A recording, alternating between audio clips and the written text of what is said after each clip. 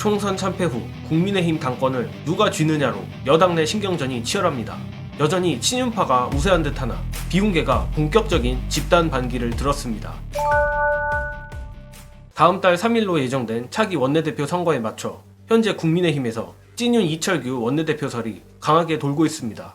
또한 이와 더불어 찐윤의 색을 희석시키기 위해 비윤의 느낌이 있는 사실상 친윤 나경원을 당대표로 내세우는 나이 연대설까지 나오며 여전히 국민의힘은 정신을 못 차리고 있는데, 이에 부글부글한 낙선자 및 비윤계 의원들 중심으로 집단 행동에 나설 것으로 보입니다. 아무래도 영남 자민련인 국민의힘 특성상 이들 대부분은 수도권 국민의힘 정치인들인데, 김재섭이 중심이 된 국민의힘 3040 낙선자 모임 천목회도 본격적인 활동을 시작한다고 합니다.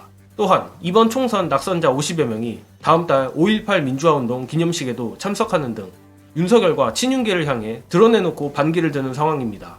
여기에 수도권은 아니지만 이번에 낙선한 조혜진 의원은 최근 아주 강하게 친윤계에 들이받고 있는데, 조혜진은 자신의 페이스북에 정권 심판을 초래한 대통령 신복이 반성과 자수군커녕 당의 대표가 되겠다고 나서는 모습은 대통령의 인식이 하나도 변한 게 없다는 신호를 국민에게 보내주고 있는 것이라며, 상식 이하의 이런 기이한 형태가 당내에서 버젓이 통용되는 것은 정권 심판은 패자들의 몫이고 당은 승자의 관점에서 세상을 보고 있음을 말해준다고 아주 강하게 일갈을 날렸습니다. 참고로 조혜진은 이번 국회까지는 현역으로 마음만 먹으면 특검 표결 및 제2결에서 반란표를 던질 수 있습니다. 그리고 공개적으로 나선 조혜진 외에도 국힘 내부에 윤석열과 친윤계에 대한 불만이 팽배한 듯한데, 아이뉴스24 보도에 따르면 개파색이 뚜렷지 않은 한 중진 의원은 친윤 비윤을 떠나서 이번 총선 패배에 지분을 가진 사람들은 다시 나서면 안 된다며 찐윤 이철규를 정확히 저격했습니다. 최혜병 특검이 표결될 5월 2일 이후 두창이가 거부권을 쓰고 제2결을 할 때 반란표가 얼마큼 나올지 상당히 궁금합니다. 사실 국힘에서 반란표가 나와도 문제, 나오지 않아도 문제입니다.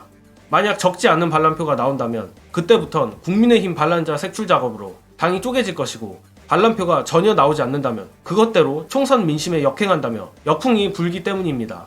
이거 상당히 꿀잼각으로 흘러가고 있는데, 다만 저로선 안타깝게도 아무리 비윤계가 집단 행동에 나선다 해도 찻잔 속의 태풍으로 끝날 것으로 보는 편입니다.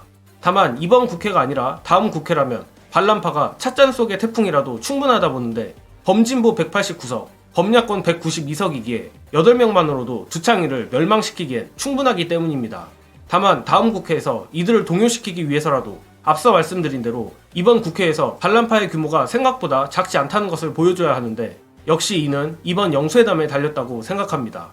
이재명 대표의 결단으로 결국 무의제 회담이 된 이번 영수회담이 상당히 큰 전환점이 될 것으로 보는데, 어제 말씀드린 대로 의제 제한이 없는 만큼 모든 것을 쏟아부을 수 있기 때문입니다.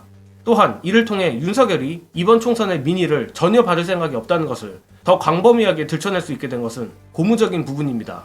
따라서 이재명 대표와 민주당이 영수회담을 지혜롭게 준비해 월요일날 두창이가 박살나는 모습을 볼 수 있길 바랍니다. 끝으로 아쉬운 것은 대통령실 측임에도 이재명 대표가 영수회담 결단을 내린 이유 공유드리며 이번 영상은 여기까지 하겠습니다. 시청해주신 여러분 감사합니다. 대통령실 입장에서는 우리가 버팅기는 전략이 통했다라고 생각하고 있을 가능성이 매우 높습니다. 역시 우리는 하나도 안 들어줬어. 안 들어주기로 했으니까 이제 뭐 안 들어주면 되지. 그런 고민을 한 것 같더라고. 어저께 홍철호 정무수석이랑 손준호 비서실장이 만나고 나와가지고 각각 브리핑을 했잖아요. 대통령실에서는 오히려 좀 여유를 부려. 아니 뭐 우리는 일단 와서 얘기를 다 들어보겠다는 거다, 이런 입장이다. 그래서 이제 민주당 내에서 봤을 때는 이게 결국 시간 끌기를 하면서 파토를 내거나 파토를 유도하려는 거 아니냐. 왜냐면 이게 이제 2번 만났고 오늘까지 만약에 3번 만났는데 실무 협상에서 진 척이 없다. 근데 그림으로 봤을 때는 민심이 바라는 건데, 근데도 민주당이 양보 없이 계속 요구하고 대통령실에서는 아이 일단 들어와서 얘기하자고 이렇게 했을 때 그림이 민주당이 조르고 대통령실이 여유를 부리는 것처럼 연출이 되면 주말을 지났을 때 모양새가 좀 이상해진다, 이런 고민을 했을 가능성이 있어요. 그러니까 어제 이제 2차 실무 협상 끝나고 나서 이 대표 중심으로 해가지고 지도부 회의를 했다 그러거든. 거기서 그 논의를 했을 거예요. 이걸 어떻게 할 거냐. 그래서 가서 조지자, 이런 쪽으로 선회한 거 아닌가? 선회한 것 같다.